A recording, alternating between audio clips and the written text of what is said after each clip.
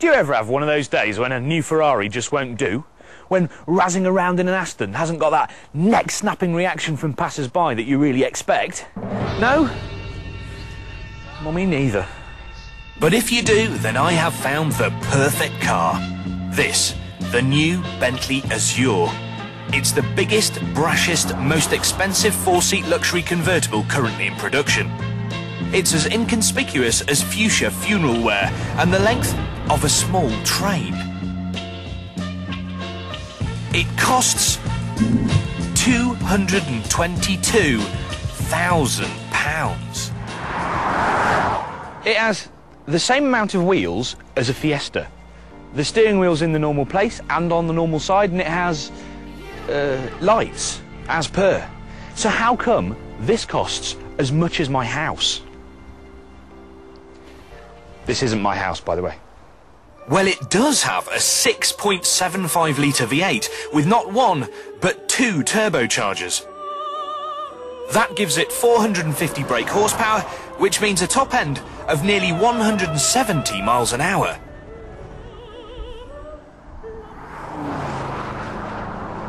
But smoking tyres don't really help us find out why the Bentley costs so damn much. Maybe the interior will. Well, to make an interior, first you need 12 of these. Cows. This one's called Daisy. And that little one is called Headrest. The cows come from Scandinavia, where there are no barbed wire fences to nick the hides, because in a Bentley everything must be perfect. Even tiny little insect bites can be grounds for rejection. But you're not just paying for those fancy materials, you're also getting some incredibly skilled labour. Take the steering wheel, for instance. Think of it like the car's handshake. Every time you get in it, you touch it, you fondle it, you caress it. And then imagine that this took one guy, one craftsman, 15 hours to stitch all these millimetre perfect little bits all around the steering wheel. It constantly reminds you that you're in something really special. You'll also need one of these. It takes 2 weeks to get the wood ready for the car. The veneers are hand-cut to a thickness of just 0.6 of a millimetre, then laid out symmetrically, so that the pattern on the left matches the pattern on the right. That pattern, by the way, is caused by a fungus that attaches itself to the roots, formed over the course of at least 80 years. There's something really odd about driving this particular Bentley, in that it gets under your skin a little bit. It feels, I don't know, I think the word I'm looking for is hallowed. Like I should be wearing white gloves, or at least speaking quietly. Or actually, in my case, just giving it back. Then we come to the roof. It's a piece of engineering Brunel would be proud of, although it's actually made by a German company. At 7.5 foot long, it doubles as a handy sail if the engine breaks.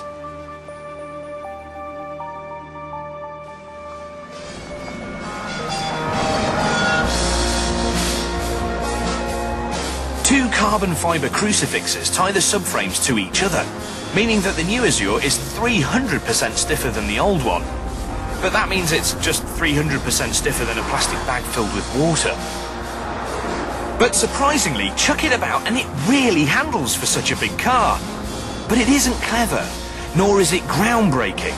So again, I ask, how come it costs 222 grand?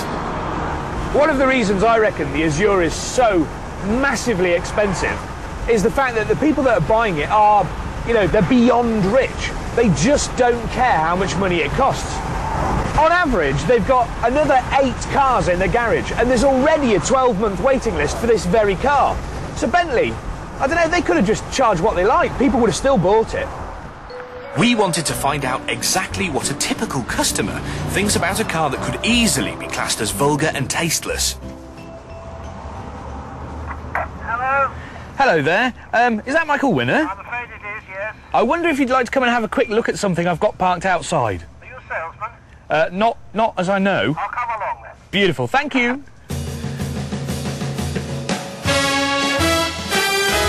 I've just realised I'm wearing the wrong shoes. Hello, sir. Hello, how are you? I'm very well. I'm Nice Tom to Ford, see you. fifth Tom, gear. how are you? What do you think? The new Bentley Azure? Bit flash, isn't it?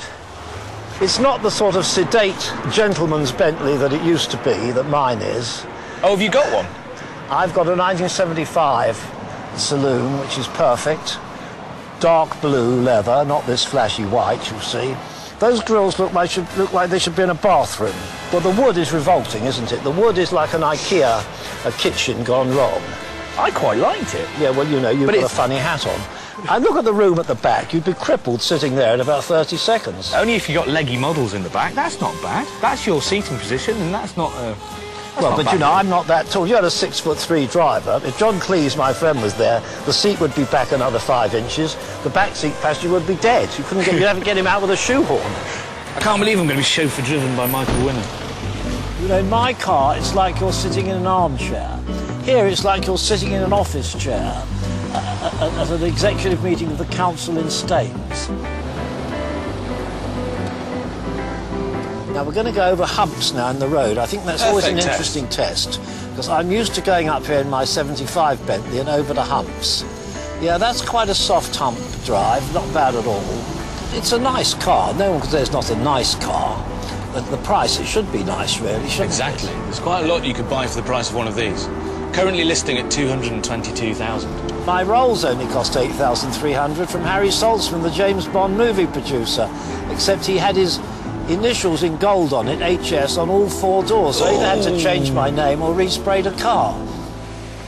We're passing Richard Branson's house on the right. I always used to see him walking along this road. I said, Richard, can't you afford a taxi? What do you think a Bentley says about you if you drive one?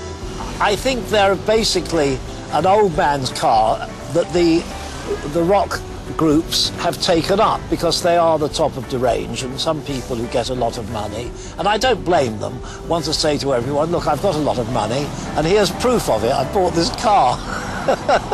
Well, I've got a lot of money and all my cars are old. Do you have a stealth car if you just want to disappear? Yes, I've got a Suzuki Grand Vitara, which is wonderful. Not automatic, marvellous car. Well, there we are. We did all right. What are your initial impressions of that, then? My initial impressions are I can think of a number of girlfriends I've got who would love this car.